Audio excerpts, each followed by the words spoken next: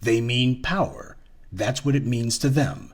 If there's one thing black people should have learned by now, it's that when these white supremacists use the language, they mean something entirely different than the way the dictionary says it, which is what black people think the words mean. That's why these white supremacists, especially the white right, are always saying they need guns to keep their freedom. They say it constantly. They don't say we need freedom of speech to keep our freedom. They don't say we need religion to keep our freedom. They say we need guns if we're going to keep our freedom. Because the way they mean it, they need guns to keep their power. Nobody else talks like this, except for them. Black people don't need guns to keep our power. Our ingenuity, our cultural vibrancy, and indomitable spirit, that is our power. What we need is to be able to stop these white supremacists from oppressing us. But for them, guns is how they intend to make sure that never happens.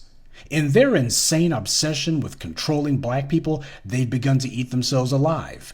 These white supremacists could easily save themselves, but they've created a house of cards. Brother Coakley is dealt with as a part of My Power series.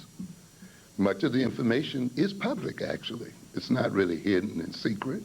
If you have an interest in it, and that's your orientation, you can literally find it almost anywhere you want to. That's right. The important part, though, is just not naming it and pointing it out.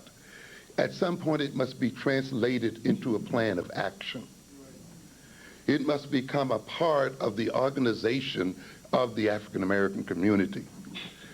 The understanding of how these other groups are working and other organizations must ultimately be built in to how we will design our organizations, how we will organize ourselves,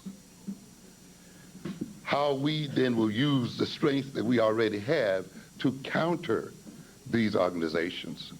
The studies of these other organizations and so forth becomes a study in preparation for strategy.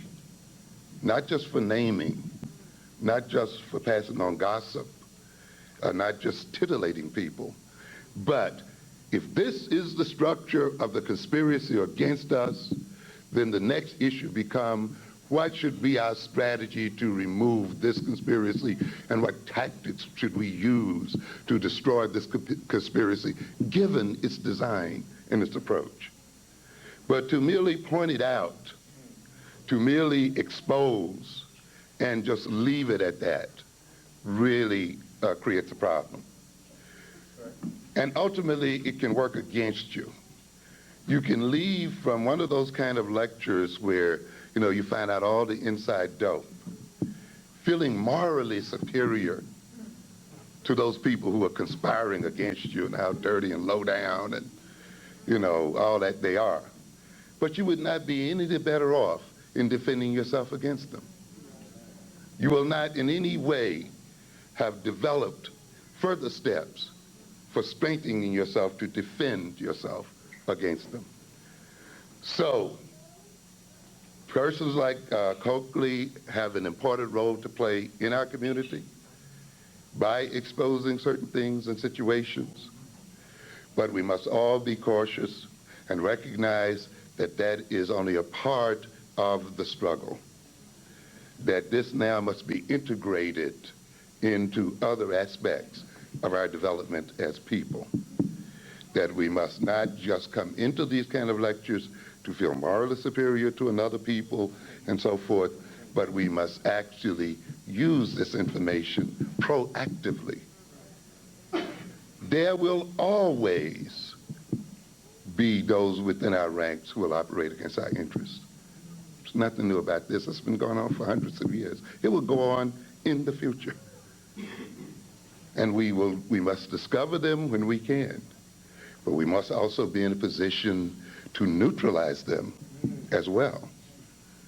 Not just to name them and let it go at that, leaving them in their same positions in place.